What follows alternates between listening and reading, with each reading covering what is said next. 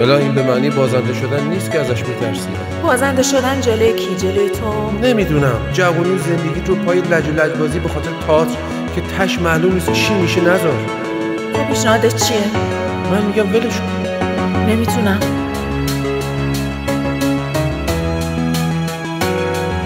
تو دنیای من سرمایم عشقمه، باورم مثل نور توی روح و قلبمه، حس و حالی که همیشه دوای دردمه، یه فکر و ذکر برای من خود مرهمه، جنگیدم با هر کی صد میشد تو راه من، جدا از هر کی که نبوده همراه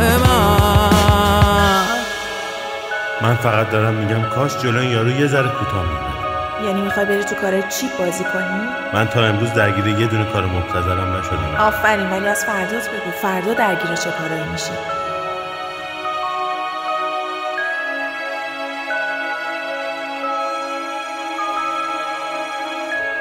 چراغ تئاتر ما روشن نگه داشتیم خانم. شما چراغ کسایی روشن نگه داشتین که باهاتون هم سو بودن. تئاتری که نخواست سود بوده باید چراغشو خاموش کنی. من برای سوددهی کار نمی‌کنم. دقیقاً مشکل من و شما همینجاست. خب از اولش هم مشخص بود.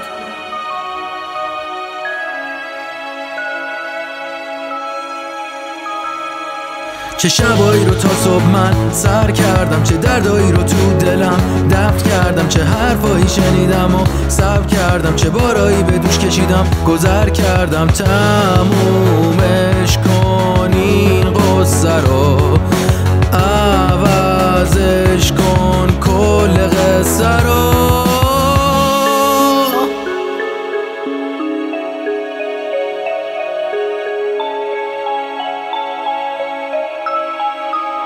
من پای بندم به اصول و باورم، نمیشنوم قضاوت تو نشد آورم، این همه راه و رفتم بازم میرم دائما، یه غیر اصولی برا شما غالبا، حرفای تو واسه من رد کاملا، یه نقطه بی انتها به خط راه من، راه من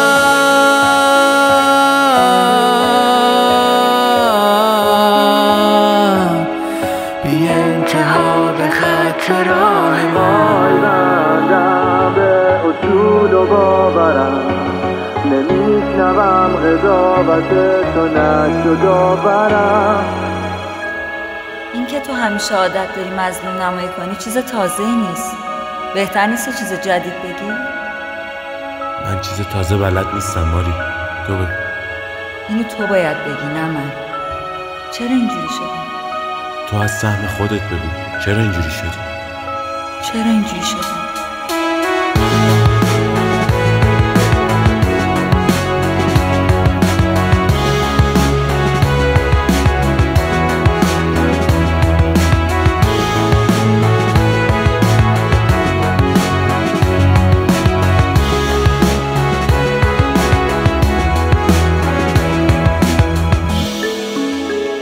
من به خواب اعتقاد ندارم. خوابا همه ولش کن. فقط بعدیش اینه یه وقتایی نمیفهمی داری خواب میبینی و باورش میکنی. تنهایی از پسش بر نمیام. مهم نیست، تنهایی هم پای اصولم وای میستم.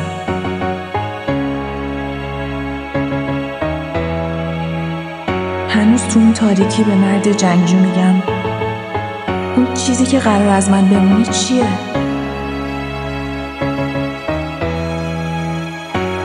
اون بهم پاسخی نمیده. میگم باید چی کار کنم؟ بازم جوابی بهم نمیده.